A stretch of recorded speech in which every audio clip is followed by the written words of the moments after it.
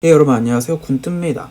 제가 오랜만에 공간도형 전개도 문제를 가지고 왔는데요. 저한테 질문을 주셔가지고 제가 그 질문 주신 문제 토대로 영상을 찍게 되었습니다.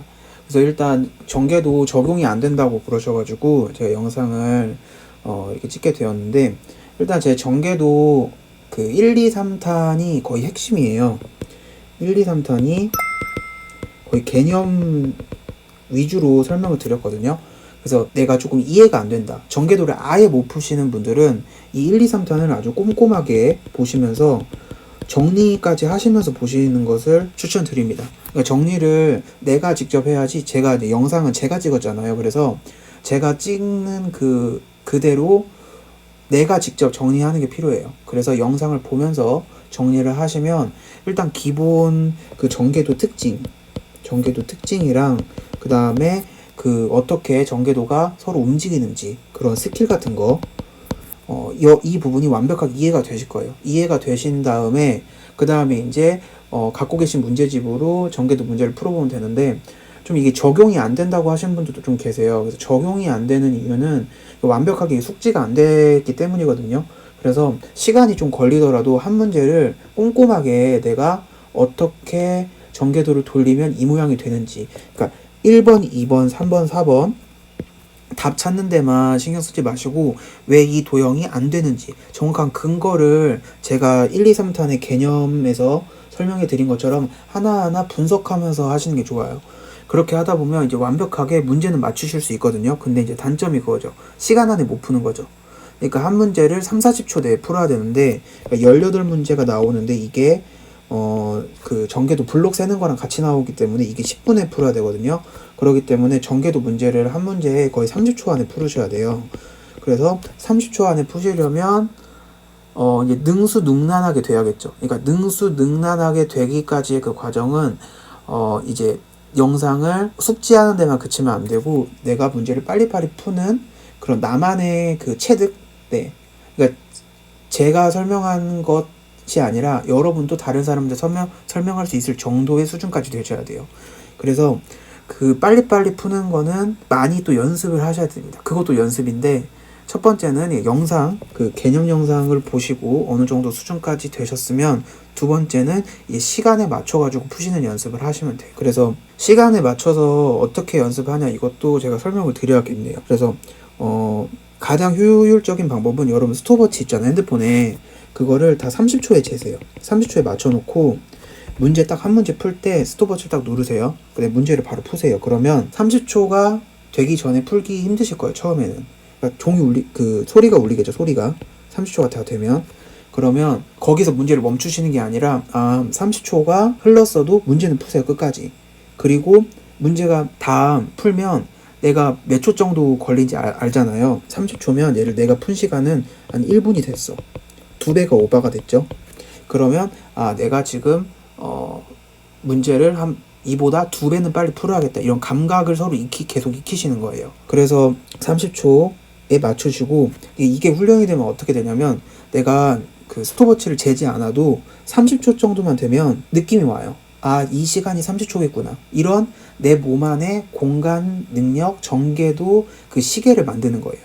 그래서 내가 30초 정도 흘렀다 라는 것을 스톱워치 보지 않아도 느낌으로 오게끔 그렇게 하다 보면 문제의 속도가 점점 줄어들게 됩니다. 그래서 그렇게 시간 관리 하시면 되시고, 그리고 기본적으로는 제가 이제 이거 이제 문제 보면서 풀어 드릴 텐데, 문제 풀다가 조금 간단하게 하는 그런 것도 있어요. 약간 스킬적인 부분이죠. 그런 부분을 좀 자기 걸로 만드는 게 제일 중요한 것 같아요.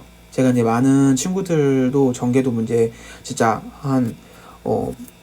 이 중에 18문제면 9문제 이제 전개도 나오면 막 3, 4문제, 2, 3문제 만든 친구도 나중에 막 8개, 9개 만든 친구들 보면 처음엔 다들 버벅댔거든요. 힘들었는데 이게 이제 내가 내 스타일대로 그걸 찾아가면서 문제를 풀다 보면 어느 순간 다 맞게 되더라고요. 그래서 그 단계까지 갈 수 있도록 제가 좀 문제 풀면서도 설명을 더 드리도록 하겠습니다. 또 전개도 문제는 항상 맞는 문제밖에 안 나와요. 그래서 여러분이 이렇게 헷갈릴 필요도 없으시고요. 사실 틀린 거 고르는 거 나오면 그게 더 스트레스도 있는데, 문제 전체가 맞는 거 고르는 거예요. 이 전개도가 입체 도형으로 올바른 것은, 그리고 또 이 입체 도형을 보고 전개도로 올바른 것은, 이거 올바른 것만 나오기 때문에 그거 체크해 두시고, 그 다음에 제가 이 전개도를, 입체 도형을 찾는 문제는 첫 번째 팁으로 전개도를 좀 간단하게 하는 게 좋아요. 자, 이렇게 생긴 그 뭐라고 하죠? 이렇게 저는 이 모양을 용처럼, 용 이게 머리고 이게 꼬리라고 해가지고 용처럼 닮았다고 말하거든요. 보통 이 용처럼 생긴 전개도는 제일 보기가 힘들어요.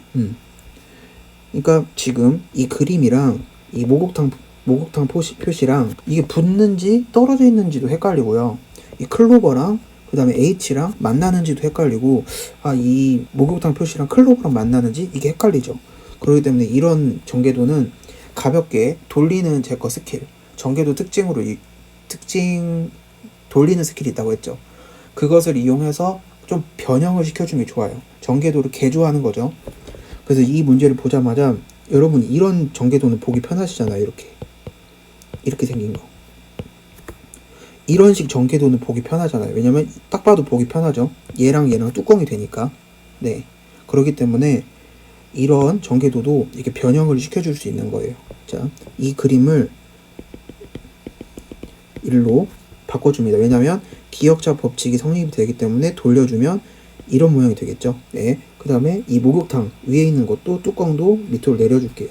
이런 식으로. 네. 이게 돌려졌어요. 이렇게. 네. 자, 이렇게 해주면 그림이 완전히 편해졌죠. 이렇게만 생각하시면 돼요. 네. 그럼 이제 1번부터 볼게요. 자, 그림하고 K가 나왔어요. 그림하고 K랑 만날 수 있나요? 역시 지금 맞닿아 있잖아요. 그림하고 K 만날 수가 없죠. 왜냐면 M이 가로막고 있기 때문에. 그렇죠. 그래서 1번 당연히 틀렸습니다. 자, 2번 볼게요. 그림하고 클로버랑 H. 네. 보세요, 여러분. 클로버를 한번 이동할게요, 이쪽으로. 이 클로버랑 H랑 만날 수 있나요? 만날 수 없죠. K가 가로막고 있잖아요. 그러니까 2번도 틀렸습니다. 자, 3번 볼게요. 3번. 지금 이 그림하고 H랑 목욕탕 표시가 와야 되는데 지금 다 떨어져 있죠. H는 여기 있고 목욕탕 표시는 여기 있고 그림은 여기 있으면 그림을 옮길 수 있죠. 왜냐면 네 가지 면이 네 가지 면이 모이면 서로 이동 가능하다고 했잖아요. 양옆을. 그래서 이 그림을 여기다 붙여줍니다. 자, 그러면 이 H를 열로 퉁 떨어뜨려 볼게요. H를. 그러면 이런 모양이 되겠죠. H가 되고 탕 표시가 있고 그림이 이렇게 있습니다. 그럼 이 그림이랑 얘랑 같은지 보면 되잖아요. 그럼 보기 조금 힘들어 하시면 한 번 더 돌려볼게요. 이 그림을 다시 이렇게 한번 돌려볼게요. 그러면 어떤 모양이 되죠? 이렇게 되면서 이렇게 되고 탕 표시가 여기 되고 H가 이렇게 되죠. 자, 이 그림하고 지금 3번 그림하고 보세요. 딱 맞죠? 탕이 위에 있고 H 오른쪽에 그 다음에 그림이 밑에. 그래서 3번이 정답입니다. 네, 완전 쉽죠? 그래서 이렇게 하시면 되고, 자, 그리고 이제 4번이 아닌 이유를 볼게요. 여러분 시험장에서 이렇게 3번을 골랐잖아요. 그러면 더도 보지 말고 그냥 넘어가시면 돼요. 굳이 4번을 볼 필요가 없어요.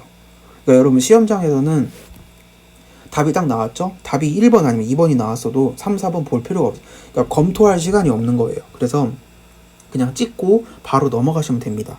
네. 근데 이제 여러분이 문제를 지금 풀고 공부하는 입장이니까 1, 2, 3, 4번이 왜 맞고 틀렸는지 다 분석해 볼 필요가 있죠. 그래서 4번도 해볼게요. 4번 보면 그림하고 K가 지금 맞닿아 있네요. 아까 보세요. 그림하고 K랑 맞닿아 있으면 안 된다고 했죠. 왜냐면 M이 가로막고 있잖아요. 그림하고 K. 오케이. K는 여기 있고요. M은 여기 있고요. 얘가 가로막고 있기 때문에 절대로 만날 수가 없죠. 4번도 틀렸습니다. 답은 3번. 이렇게. 네. 그래서 여러분 그 두 가지 법칙, 니은하고 기역자 이런 모양이 되면 돌릴 수 있다. 회전 가능한 거랑 네 가지 면이 모이면 서로 이렇게 떼어다 붙일 수 있다. 이거 두 가지만 기억하시면 모든 문제 다 적용해서 풀 수 있어요. 자, 그리고 이제 제가 좀 빨리 푸는 방법을 설명해 드리면, 첫 번째, 전개도를 보면 이렇게 용 표시로 되어 있는 거, 꾸불꾸불 되어 있는 거는 빠르게 이런 모양으로 개조를 시켜주는 게 굉장히 중요합니다. 개조하게 되면 1번이나 4번 같은 경우는 그냥 눈으로만 봐도 그림을 서로 안 그려도 아닌 게 딱 드러나죠. 그렇기 때문에 이렇게 그림을 개조하는 게 가장 중요해요. 그래서 개조를 누구보다 빠르게 하냐, 누가 더 빠르게 하냐가 아마 이 전개도 문제를 얼마나 시간 단축을 하냐라고 볼 수 있는 것 같아요. 그래서 첫 번째 개조를 무조건 빨리 하시고, 개조를 잘만 해도 이렇게 2개는 번호를 걸을 수가 있거든요. 그럼 나머지 2개만 빠르게 좀 최소한으로 그림을 그리면서 이런 식으로 제가 이렇게 아까 그림 그렸죠. 이렇게 이런 식으로 그림 그리면서 비교만 하면 답을 찾아낼 수 있죠. 그래서 처음에 그리는 걸 연습을 조금 하시고, 그 다음에 2번째는 전개도 개조하는 거, 내가 보기 편한 그런 전개도로 개조하는 게 가장 중요합니다. 그래서 그 2가지만 잘 이용하시면 아마 여러분 공간도형 전개도 만점 맞을 수 있으시고요. 그러니까 예전에는 공간도형도 무슨 굳이 만점을 맞아야 하냐 그런 의견이 많았어요. 왜냐면 그냥 꽈락만 넘기면 되지. 근데 요즘 시험은 그게 아니라 내가 어느 부분에서 간부선발도고 어느 파트에서 실수를 할지 모르거든요, 시험이라는 게. 그래서 최대한 내가 잘할 수 있는 부분은 만점을 먹고 들어가는 게 제일 중요해요.